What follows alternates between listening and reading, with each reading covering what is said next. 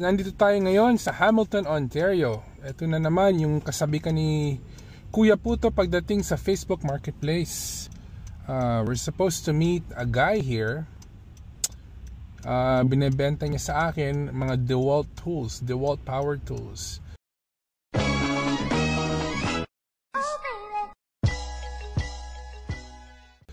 Gusto ko kasing ayusin yung garahe. So, small little projects here and there. Meron akong power tools sa bahay pero ito kompleto, set. And he's asking for a very good price. He's selling it for a very good price. So, yun, kumaga tayo. This is about, I don't know, half an hour away from the house. Your destination will be on the left. On the left, 135 Nebo Road. Naka-ano daw siya, naka-Silver Tundra. Tingnan natin, lika. Kung ano meron dito. Ito na yata eh. Silver Tundra. Okay, I see it. I see a Silver Tundra. Oh, your destination is on the left. It's on the left.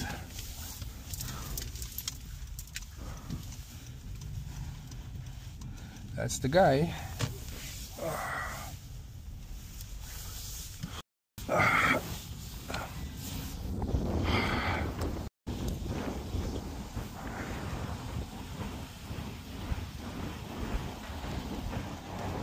Brought a battery just in case.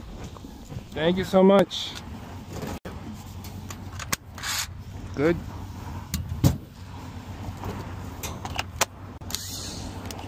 Okay.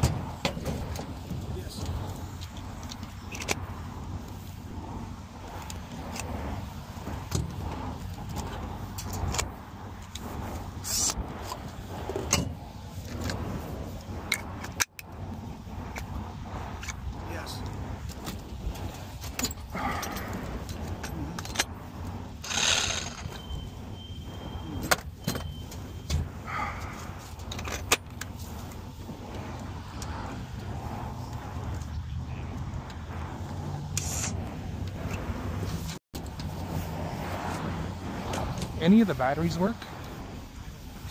It's okay. Charger? Yes. They work. Thank you so much.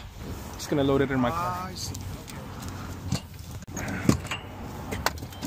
I see.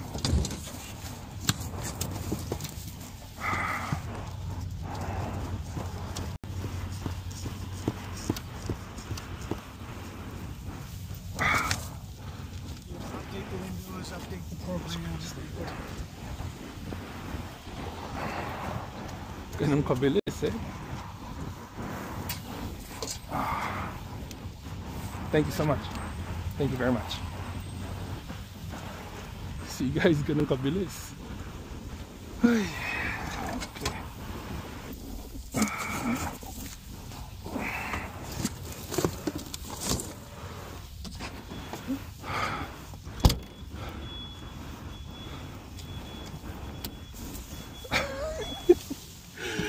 Hindi man lang ako nagsalita eh. So yeah, that's how you do well, that's not typically how you do a Facebook Marketplace deal, pero that was very painless. Very, very painless. So guys, good morning. This is the kinabukasan. Nandito tayo sa garahe ko. Medyo magulo dito ngayon.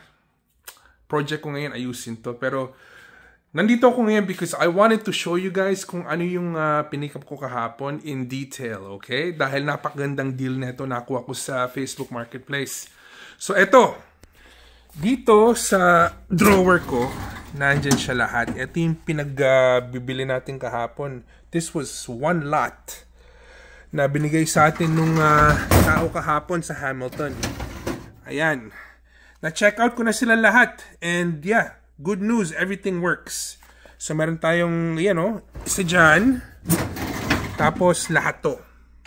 Okay? So guys, lahat-lahat, nakakuha tayo 7 tools, 7 power tools, 4 na baterya, tsaka 2 charger. All of that for $100. And lahat gumagana except for isang baterya. chinek ko sila lahat kahapon nung umuwi ako. Pakita ko sa'yo kung nakakuha ko, okay? Isa-isa. So this is tool number 1, 18 volt na yun, drill. And then this is tool number 2. This is a 14.4 volt na tool.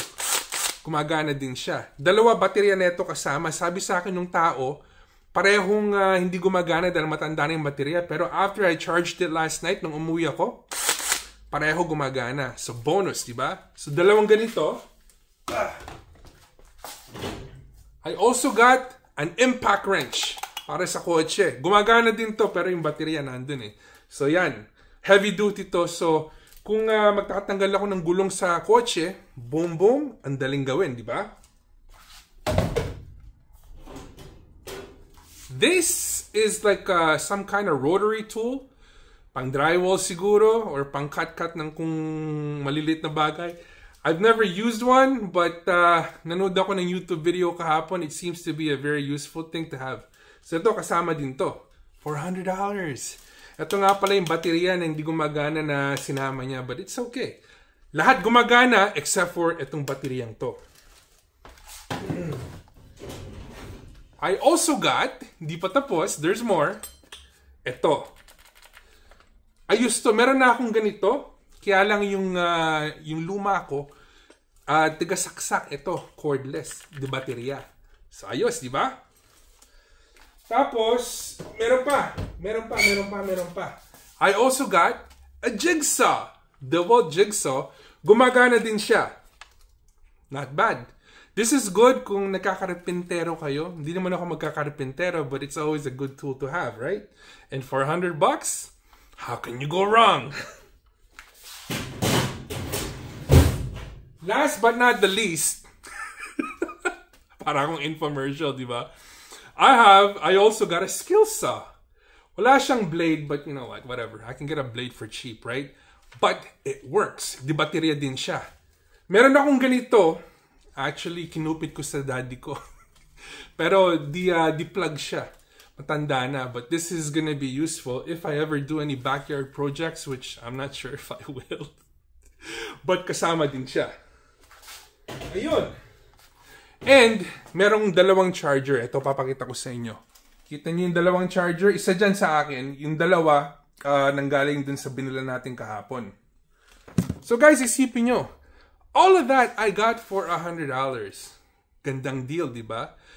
So, kaya, minsan nga nakaka-addict tong Facebook Marketplace na to because every so often, di ka naman naghahanap ng anything specific. Meron lang lalabas, meron lang biglang boom, nandun sa screen niyo, and next thing you know, uy, tawaran natin to. Baka makakuha natin ng magandang presyo, di ba?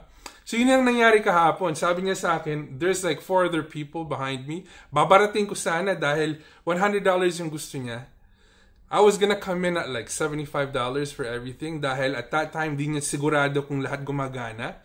Sinuwerte ako, lahat gumagana except for one battery, all of that for $100. Boom! So ngayon, pwede na magkarpintero si Kuya Puto. So yeah, subukan yung Facebook Marketplace. You'll find good deals there every now and then. You might have to deal with people, but for the most part, ayos siya. I've been lucky lately, kaya hilig ko dun eh. Every time I pull my phone up, you know, Facebook Marketplace, Facebook Marketplace, Facebook Marketplace.